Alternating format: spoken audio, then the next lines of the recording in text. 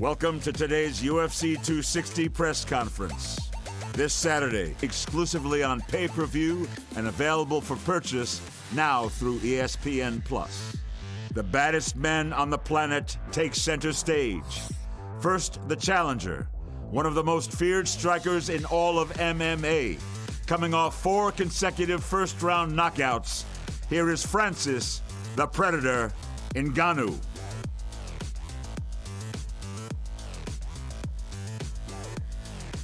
He faces the most decorated heavyweight champion of all time. Looking for his UFC record 7th heavyweight title fight victory, please welcome the pride of Cleveland, Ohio, Stipe Miocic.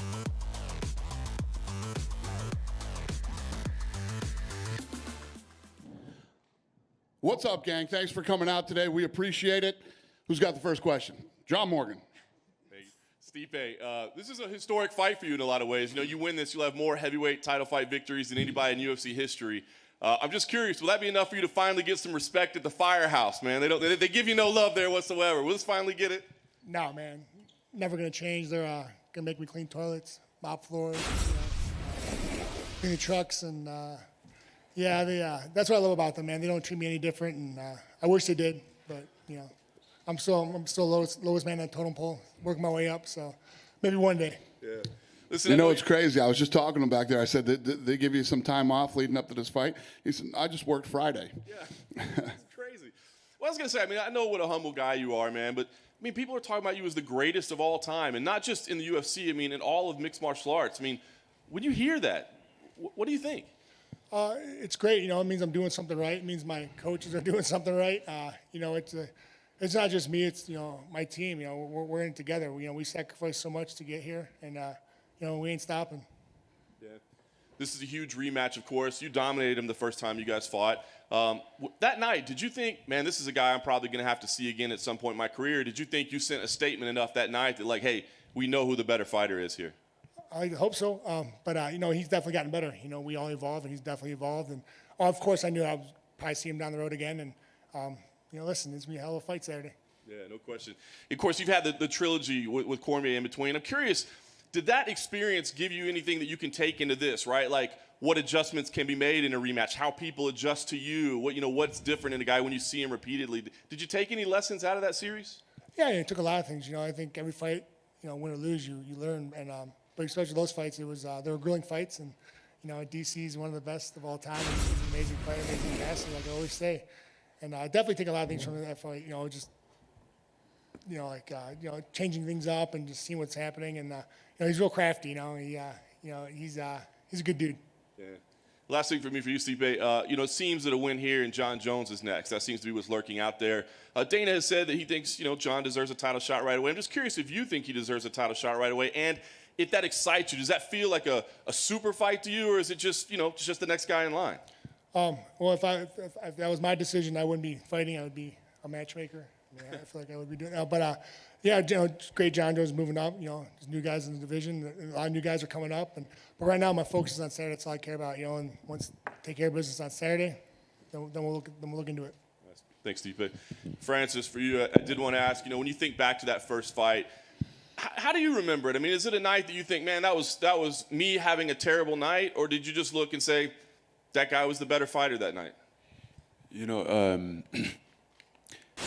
I remember that fight from the preparation, and obviously I'm not taking credit of Stipe. He was a better fighter that night, but when I look at that fight, I hate to watch that fight because I don't recognize myself. Even the way that I'm fighting, the way that I'm rushing, that guy looked like me, but I don't recognize that style.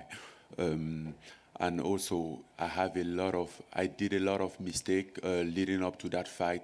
I wasn't even there myself, you know. I kind of like, I didn't even have an emotion in that fight. I don't know. I was just there, like, lack of emotion. But this time, things will be different. I had enough time. Me and my team will put everything down right, and I think it's going to be right. Yeah. Your goal, obviously, was to get back to the heavyweight title. As you were working back here, were you hoping that he was the guy that still had the belt? Like, did it matter to you who you got the belt from when it finally came? Absolutely. I always wanted to have this fight for the title against Stipe because, as you said, he made a point that he's a better fighter, and I want to avenge that and prove that I'm the best. Yeah. And I think all of us are trying to say, where would the biggest difference be? Like, how does this go differently? So when you talk about your evolution, is there one point that you think is the biggest, whether it be, your wrestling is better now, whether it be the psychology, the mindset, the game plan? I mean, what is the biggest difference between fight one and the rematch? Oh, there's a difference in all of the aspects. I remember leading up to that fight, I was thinking about how he feels to fight 3-round fight. I had a lot of questions unanswered. I didn't have any experience on that, and even if I lost that night, I came back. There was a part of me who wasn't happy, but satisfied for the fact that, okay, I can do it. If I make it right, I can get there, and I don't have that concern anymore. I had a better preparation this time. And I have that experience and all what we'll be working on. I put some good work on my wrestling, jiu-jitsu, even striking. So, I think skill-wise, I have improved a lot, and I still have a lot of place to move in this sport. I might be 34 years old, but I believe that I'm very young in the sport, and I have a lot of place to grow. Nice. Thanks, Francis. Dana, I want to ask you, it's kind of, this event's kind of the end of an era, right? I mean, the pay-per-views at the Apex, you've announced the next 2 shows are going to be in front of full crowds. Is that the plan moving forward now? I mean, are we back to or is it just those 2 shows in particular? Yeah, no, I'm going to go everywhere that they're willing to sell out. So right now, we had the pre-sale in Jacksonville. We broke the arena record already. So I expect this thing to go on sale tomorrow and sell out in seconds. And we broke the arena record on the pre-sale. Will we still do fight nights here at the Apex, or is it just pay-per-views? What's the plan right now? I don't know. Like I said, I don't know. I'm willing to go anywhere that we can sell out. And, we got the next 2 shows lined up. And, I was saying this morning to people, everybody's talking about, they're first. They're not first. We're first. Nobody's going to do it like we're going to do it. They're talking outdoor arenas. Most of them probably won't sell out. Social distancing, all that stuff. We're selling out an arena, packed, record-breaking. I'm excited, and I'm going to go everywhere that people want to do that. Yeah, I was going to ask you, what got you ready to pull the trigger? You've been saying all along, we're going to be first back. I tried to move this fight. Did you really? Yeah, this fight was going to be there. No. Yeah, this fight was supposed to be there. So you weren't joking when you said you might. I definitely wasn't joking. I really tried to do it. So what got you to finally say we're ready? We're ready. I've been ready. Fair enough. Last thing, Dana, I want to ask you, I know we're talking about 260, but we haven't seen you since the Khabib news became official. So I did want to ask you, the GOAT walking away, what made you finally accept it and go, all right, you're done? Yeah, no, listen, I told you I was gonna hammer on him for a while and try to get him to come back and fight. We got together. We had some great talks. We talked about lots of things, and he was ready to retire, and I think he's done. I don't think he'll come back. Last thing for me, I did want to ask how we came to Chandler Oliveira. A lot of people thought maybe Poirier deserved to be in there. Then you got Gaethje feeling a little left out in the cold right now. So how did that become the fight? Like Stipe said, a lot of people don't make those fights. We do, so. That's my answer. Hey, Stipe. When it's all said and done, and say things go right for you this Saturday night, which would you look back on more fondly, beating Daniel Cormier twice or beating Francis Ngannou twice? Good question. Well, it's going to go right on Saturday, but a win's a win, man. The trilogy with DC was awesome. It was like a love-hate relationship. We were on and we were off. But with Francis, he's such an amazing fighter, and he's gotten better, and he's been taking people out left and right. I don't know. I'll let you know when I'm done. Thanks very much. Do you think, leading into the first fight with Francis, obviously he was built up as this big destroyer and he had this certain mystique to him. Do you think by defeating him that night, you took away a bit of that mystique? No, I think, we're right back where it's square one. I think same thing, nothing's changed. He's shown promise. He's gotten way better. He's got a great coaches and teammates. And, he's definitely, he's evolved, you can tell. And so, I'm here to extinguish it again. In terms of dealing with him and being next to him up there today, do you feel, he says that he's more prepared for this fight, do you feel a different energy from Francis this time? Do you think he was maybe overconfident the first time? Yeah, I don't know if he was overconfident, but I definitely know he's prepared. He has great coaches, like I said, and he's got the hunger, he's got the drive, he wants it. So, he's definitely gotten better. He definitely evolved. I could see that. Seeing the videos and his interviews and stuff like that. Yeah, 100%. And for Francis, we know how the sport usually works. Do you believe if you defeat Stipe on Saturday night, you will have to fight him again for a third time? I don't know about that. As they're not just saying, I don't make a fight. I'm just a fighter. And Dana, for you, we end up with Michael Chandler versus Oliveira for the lightweight title. Did Khabib have any input into who was going to fight for the belt? No. Listen, if he'd have stayed, he'd have had some input, but no. We see so many fighters walk away in this sport and then eventually a few years later come back. But you just said that you really don't believe he'll ever return. Why is that, do you think? I think that when you see some of these guys come back, I think it's monetary. I think it's for money. And Khabib isn't going to need any money anytime soon. So, I just, in the conversation, the last dinner that we just had, I feel like he's done. He feels like it's like his fighting was a lot of pressure on his parents, and then what just went down with his dad, and now he's looking at his mom saying, I just can't do this to my mother. Thanks very much. Down here for Stipe. Obviously, Francis has improved a lot, evolved a lot. You've said as much. But what have you improved upon, and how have you evolved over the last couple of years? I've improved a lot of things. I have the best coaches and teammates in the world. I work on everything every day. Working on the holes, and I don't care who you are. You have holes in your game, no matter how skilled you are. I feel like I'm wine. The older I get, the better. Is that what it is? Like wine, older it gets, better it gets. Yeah. Okay. It's just like fine wine. Got it. And Francis, there's always a debate about who's the best heavyweight of all time, and who are some of the best. There was. I think it's over now, but yeah. For sure, and that's what I wanted to ask you, Francis. Do you think Stipe has cemented himself right now as the best heavyweight of all time? Well, his record says itself. You can argue about that. He's the most. He has defended more titles in the UFC heavyweight division than anyone else. I might go for change it, but as for now, yes, he has it. Got it. And then just for Dana, got some news yesterday that Misha Tate is coming back, former UFC women's bantamweight champion. How did that all come together? She reached out and said that she wanted to come back, and I was just saying, usually people come back for they need the money or whatever it is. I don't know honestly don't know what her reason is, but when she left, she went out. Women are kind of different when they retire. She went out and started a family. And I told her, I talked about this morning in an interview, but I haven't talked to her face-to-face about this. But I told her after her last fight, she got her nose fixed. I told her not to fix her nose. You wait till after when you're done fighting, I'll fix your nose. We'll get your nose taken care of. You go to the best guy in LA and get your nose done, whatever. She did it, and then she fought Amanda Nunes. And you'll see in that fight, Amanda Nunes punches her right in the nose. And you saw her fold I saw it happen right there the night of the fight.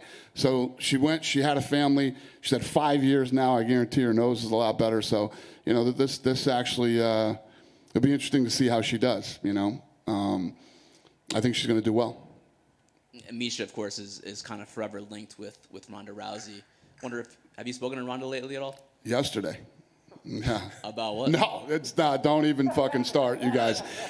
Yesterday about lots of different things, not this. But yes, we talked yesterday. I'm absolutely, positively not coming back ever. What did she think of Misha coming back? She didn't say. We didn't talk about that. Yeah, I don't even think she knows. With Chandler fighting Oliveira now, is it safe to say that Dustin versus Conor 3 is kind of in the offing coming up? Yeah.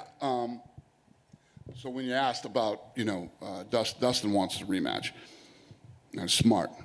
That's what he should do. He should take the rematch, take that fight. It's a big fight for him. Kid's worked hard his whole life, his whole career to be in a position like this, and that's the fight you take. We've been in positions like this before with others who've made the mistake of not taking that fight, and biggest mistake of their lives. July, maybe? Yeah, it could be July. July makes sense in that ballpark. And then just last thing for me, where does Justin Gaethje kind of fit in all this now? Because there are a lot. He fits very well in all this. So after this plays out, he's probably next in line. I mean, it depends on what happens with Dustin and Conor. And I mean, you know how that is. Timing is everything when these fights happen. How much damage did the guy who won take, and how long does what kind of personal shit does he have going on, and all that stuff factors into when the next fight would be. So, but I mean, Justin Gaethje couldn't be in a better position. Thanks. Yep. Stipe back here. Not outside of the title defense record and being the champion, you hold a lot of the UFC heavyweight records in general, like most post-fight bonuses, most strikes landed in a fight, so on and so forth. Is there any record that you really point to and say, I'm very proud of this specific record that I have? I have no idea what records I have. I swear to God. No, You just told me a couple of them. I think I heard the post-fight ones. I had the strike one until Max selfishly broke it. But I mean, we all like Max, so. That's the only one I really know about. I mean, I don't really worry about the records, man. I worry about winning. That's all I care about. You got the record for most title defenses, most post-fight bonuses in heavyweight history, and most strikes landed in UFC heavyweight history. Cool. Well, there. There you go. Thank you. And then not only have you defeated Francis the first time, you lasted pretty, his last few opponents, they don't last 2 minutes, then they go away. So if you are watching these fights, are you seeing something, just one mistake that Francis' opponents keep making that you know you can take advantage of? Yeah, of course. Just like his coaches are watching me fight, and they can see there's holes in my game. I mean, it's a chess game, man. That's all it is. And I think whoever can exploit the one person's move, and they can take it. So definitely we worked hard for the last few months, and I've been working at it, and hopefully I can exploit it. And then a few for Dana. The tagline for this biggest, baddest rematch, the heavyweight division, I think outside of all the divisions, have had these epic trilogy fights between Kane, JDS, you even had Brock and Frank Mir, Stipe and DC. So what sets this apart compared to all those other ones that kind of captivated the fight world? Two of the biggest, baddest dudes in the heavyweight division ever right here on the stage. And it's always awesome when it's really the heavyweight champion versus the #1 contender. And, there's no doubt in anybody's mind that Francis has worked his way back up to be the #1 contender in the world. So two big, bad monsters. He's obviously better than he was the last time they fought. He's evolved and become a much better fighter, and he always finds a way to win no matter who he's facing. And then quick one, Dan Hardy's kind of done a few interviews saying that he feels like there's a misconception that you have of him. Have you had the opportunity to speak with him? That I have one of Dan Hardy? Yes, these are his words. Not even a little bit. And then another quick one. Since UFC 259, when Dominic Cruz kind of talked about his issue with Monster, a lot of other fighters have come out. Is there any change in you and Monster and Hans Molenkamp or anything like that? Any change in what? Is Hans still part of it, or? I have nothing to do. That isn't my company. They're a sponsor, and a damn good one. So they're good to everybody. They're good to us. They're good to the fighters. That's some internal stuff that they need to work on. That's none of my business. Hey, champ, Stipe, good to see you. So, What's the biggest lesson you've learned about yourself fighting DC 3 times? don't lose to him the first time. And what can you take from that into fighting Francis a second time? With the 3 fights with DC, and what I take from that is just being smart, patient, and just listening to my coaches. And, same thing with Francis, just, like he's doing. He's listening to his coaches, he's evolving. And that's what I do in that first fight. Just with DC, he, I kind of went away from the game plan and got caught. It's part of the game, and it is what it is. And so as long as I listen to my coaches and, keep going forward, I'll be good. The Schmoes got inside scoop that Joe Burrow, the Cincinnati Bengals quarterback, may be in attendance for this fight. It's not Baker Mayfield. It's not the Cleveland Browns. If he's cheering for you, are you going to be a Bengals fan? Well, I mean, they're from Ohio. I mean, they're not my number one team, but I mean, yeah. I mean, I love that dude. I think he's a hell of a quarterback. I mean, that dude's got balls after winning a national title, walking out with a cigar in his mouth. That's baller. I mean, it's pretty sweet. And taking money on the field. Did he really? Oh. Yeah. Why you bring that up, man? Now, question for Francis. After losing to this guy and Derek Lewis, you rallied off 4 first-round knockouts. What was the most difficult part about waiting for this inevitable rematch with Stipe Miocic? Well, as you said, the most difficult part was waiting. You know, after the Junior Dos Santos fight, I think I thought this fight would have happened back then, and it didn't happen until I fought Rosenstruck. And Misha Tate returning. She trains at your gym, Extreme Couture. What have you noticed from working with her? She got that hunger in her eyes. What have you seen in training with her? I don't think I'll be able to answer that because we train together, but you know, in the gym usually like big guys in one side and small guys in one side, and I haven't had a chance to like be there just watching sparring. You know, I'm there sparring by myself. If it was like a big guy, I wouldn't be able to tell to talk about that because sometimes we might be in the cage sparring together. And last question for Dana. I know John Jones is next. We've already talked about that. But if Francis Ngannou beats Stipe Miocic, does Stipe deserve an immediate trilogy fight? That's a good one, Schmo. I don't know. We'll see what happens. See how this thing plays out. It'd be tough to say, yeah, to say no, he doesn't deserve the rematch, of course. Yeah, I don't know. Stipe over here. Stipe, we obviously know about the love you get from your firehouse in Cleveland. I was wondering, though, like, you're a pretty high-profile fireman around the world, right? What is the reception you get from the firefighters who aren't at your house and just the support they have? And do you feel like you rep for them around the world? Yeah, I definitely do. I think I rep well for them. Yeah, every time I go somewhere, if I go to another firehouse, you know, they greet me, and it's great. You know, sometimes they don't know who I am, which I'm okay with that too. But some of the, you know, usually the guys do. But it's just great. You know, it's like another brother, another state or city. Do you feel like you're the world's most famous fireman? I don't know. I don't worry about that. I got to worry about changing diapers and stuff, man. And for Francis Ngannou, Francis, about a month ago, we had Kamaru Usman, and he said, right now there's 2 African champions, but if Francis were to win, if they did UFC Africa, you would be the main event. What does it mean to you to have that kind of, your countrymen say he would give you the honor? Well, it's a pleasure. I mean, Usman is the guy that I know he has my back, you know. When he comes to support, I know the guy is fully behind me and support me, and we support each other.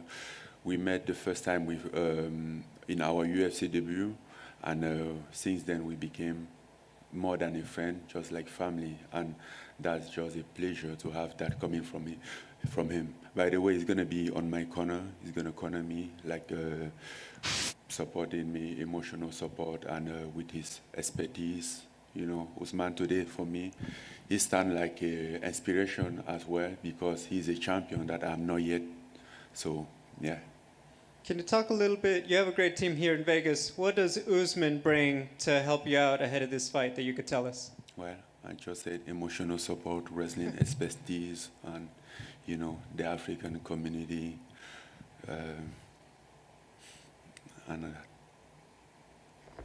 Finally, for Francis, I think a lot of people in the last few years, when they talk about the best knockout artists, it comes down to mostly 2 people, yourself and maybe Anthony Rumble Johnson.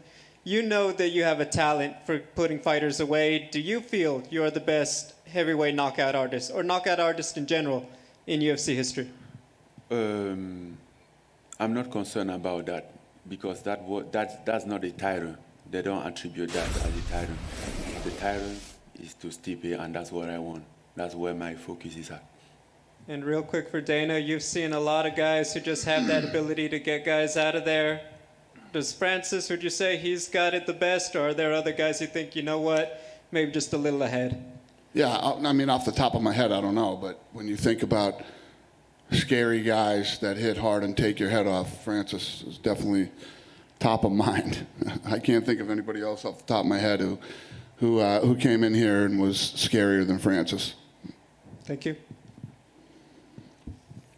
Anybody else? I'll take one more. Go ahead. Stipe, I know the odds are irrelevant to what goes on in the cage, but you're once again an underdog. We talked about the fact that you're considered the greatest heavyweight of all time. I think most people in here do consider you the best heavyweight of all time, yet still an underdog. I mean, does that get in your head at all? Do you think about that at all and say, like, what do you have to do to be respected at the window? No, I'm used to it. I'm used to it.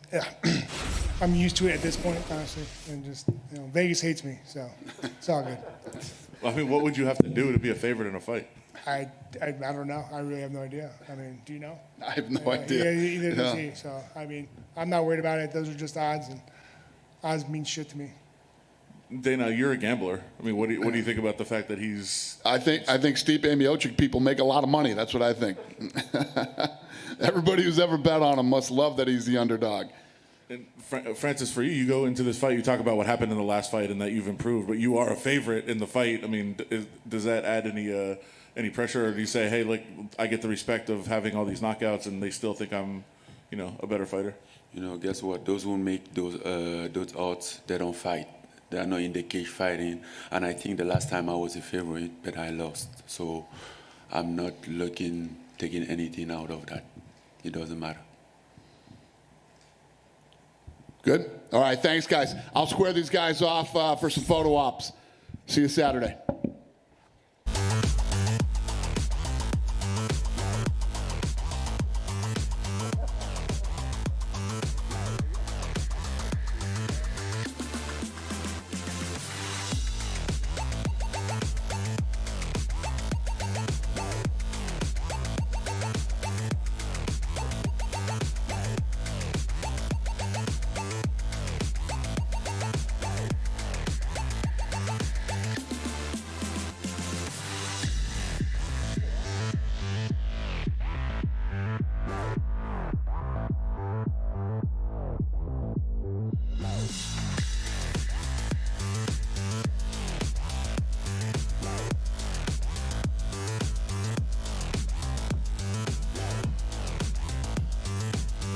You guys good? Ready?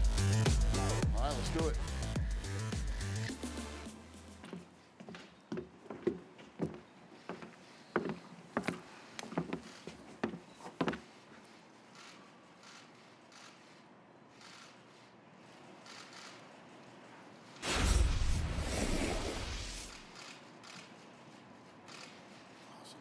Thanks, forward.